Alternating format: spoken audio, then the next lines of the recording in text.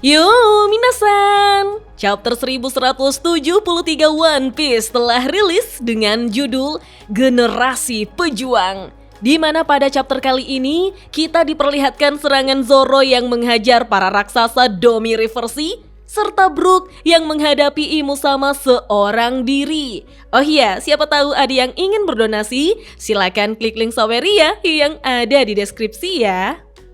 Pada cover chapter 1173 One Piece, kita melihat Usopp yang mengoles madu di ujung hidungnya sebagai umpan untuk menangkap kumbang badak. Sedangkan Chopper yang ada di balik pohon justru ngiler dengan madu yang ada di hidung Usopp. Tertulis pada panel awal, pasukan iblis mendekat.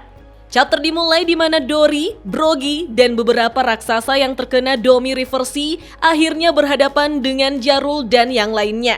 Mereka berteriak untuk membunuh Jarul.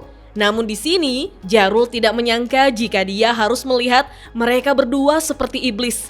Kemudian kita diperlihatkan Hairuddin, Stansen, dan Zoro yang mendekat dari arah belakang kelompok Dory dan Brogy.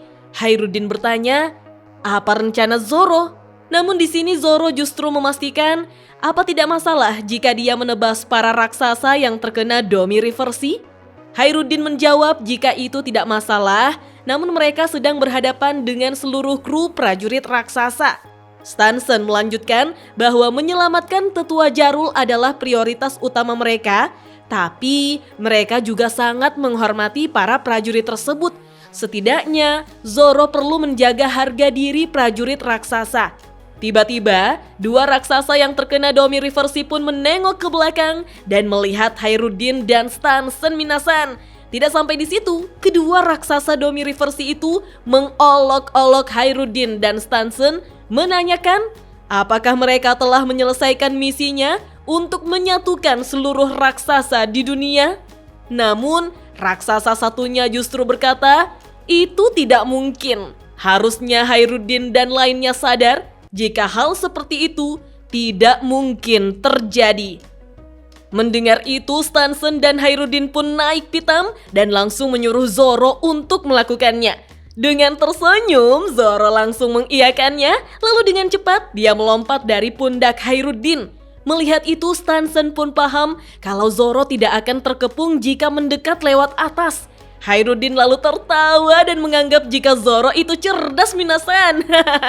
Bersamaan dengan itu, salah satu raksasa Domi Reversi mulai menyerang, sehingga Hairuddin dan Stansen langsung berpencar agar mereka tidak terkepung.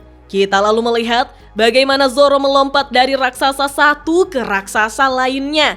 Ketika Zoro sudah berada di bagian tengah, para raksasa itu menyadari jika ada manusia kecil di atas mereka. Namun di sini, Zoro sudah menggunakan serangannya bernama Santoryu Ogi Rokudo no Suji.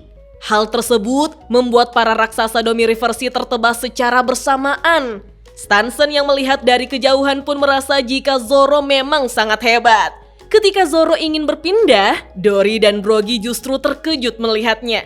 Lalu dengan cepat, Zoro menggunakan dua pedang untuk menghindar. Dan benar saja, Dory dan Brogy menyerang Zoro secara bersamaan minasan. Beruntungnya, Zoro berhasil menghindar, namun Dory dan Brogy justru saling tebas satu sama lain.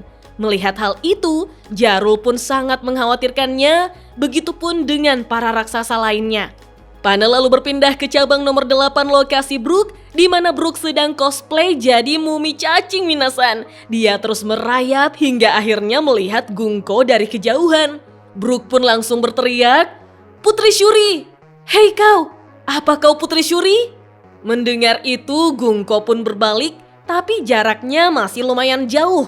Brook kembali merayap sembari berkata bahwa dia tidak yakin jika orang itu adalah Putri Shuri. Rasanya mustahil. Tapi Brook penasaran karena orang itu sangat mirip sehingga Brook ingin memastikannya. Di sini Brook terus mengoceh. Dia mengatakan meskipun orang itu bukan Putri Shuri, mungkin dia saudaranya. Dan jika Putri Shuri masih hidup hari ini, umurnya sudah mencapai 80 tahun sekarang. Tentu saja dia pasti tidak mengenali Brook lagi. Tetapi ciri-ciri orang itu rambut biru, warna mata yang berbeda, dan hubungan dengan Marijoa. Terlebih lagi orang itu menyukai musik Brook. Setiap detail itu sangat cocok dengan Putri Shuri. Brook lalu berteriak jika dia berharap akan menghabiskan sisa hidupnya tanpa harus memikirkannya lagi. Bahkan Brook mengatakan bahwa dia berhutang segalanya kepada orang yang nyawanya telah direnggut, sang putri pembunuh ayah.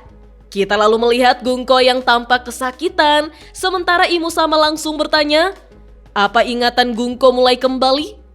Dengan cepat, Gungko meneriaki Brook untuk lari, sembari langsung melepaskan lilitan panah di tubuh Brook.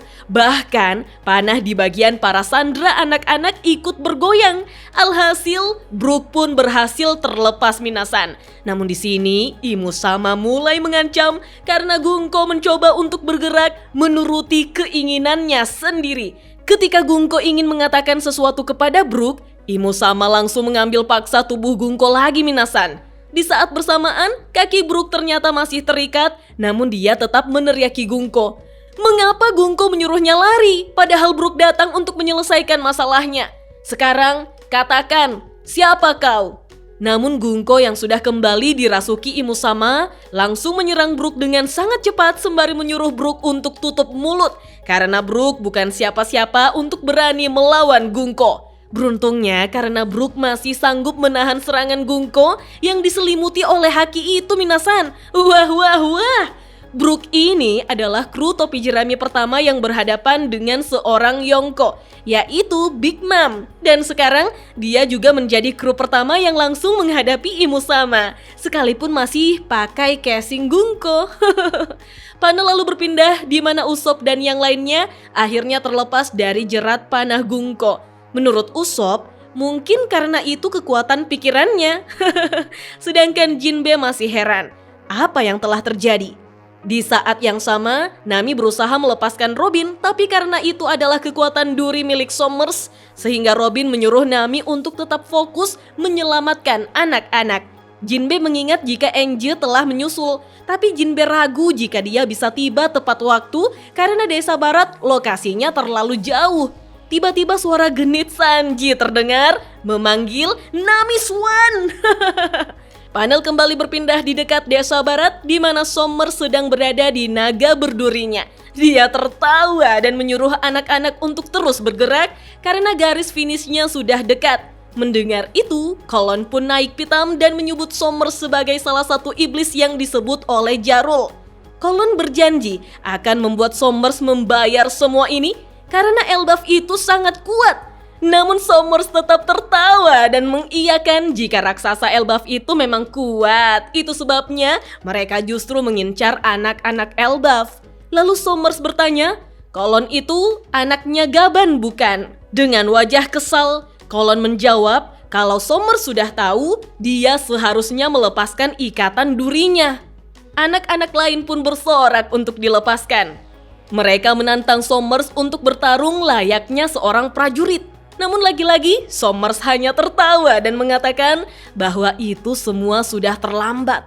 Sommers kini melihat pelabuhan di mana sebuah kapal raksasa sudah menunggu, sehingga Sommers menyuruh anak-anak tersebut untuk mengucapkan selamat tinggal pada kampung halaman mereka. Karena ini terakhir kalinya mereka akan melihatnya. Para anak-anak pun kembali histeris dan meminta tolong. Namun Sommers menghubungi Imusama jika dia dan Killingham akan segera menyelesaikan tugasnya. Bersamaan dengan itu, Ripley dan beberapa raksasa lainnya ternyata sudah berada di belakang untuk mengejar anak-anak mereka, membuat Sommers terkejut. Bagaimana caranya para raksasa itu sampai ke pelabuhan? Bukannya monster mimpi menghalangi mereka? Ketika Ripley dan yang lainnya terus mengejar, Ylva berteriak jika ada sesuatu di atas mereka. Dan ternyata benar, itu adalah serangan dari Nika, sang dewa kehancuran. Namun bukannya lari, mereka semua justru menyerang balik secara bersamaan, sembari berteriak bahwa mereka semua berasal dari generasi pejuang. Hal itu membuat monster mimpi Nika tampak marah dan langsung menyerang secara bertubi-tubi.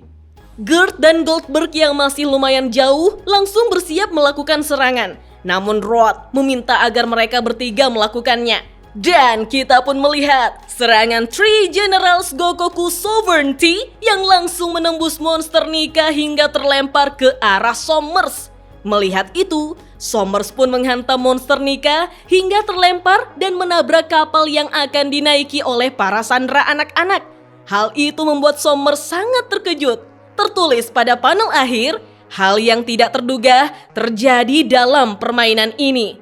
Dan chapter 1173 One Piece pun hanya sampai di sini minasan. Wah, ternyata Sommers sendiri yang membuat kesalahan. Tanda-tanda dihilangkan oleh Imusama nih, si tua bangka. Menariknya, serangan Zoro saat menyerang para raksasa Domi River Sea sangat mengerikan ya. Bahkan jika diperhatikan, serangan Zoro ini menggunakan Hau Shokuhaki. Oh iya, entah bagaimana Brook bisa menahan serangan Imusama yang diselimuti oleh Hau Shokuhaki itu ya minasan. Kalau menurut minasan, bagaimana? Kita lanjut ngobrol yuk di kolom komentar. Oke deh, sampai di sini dulu ya. Dah.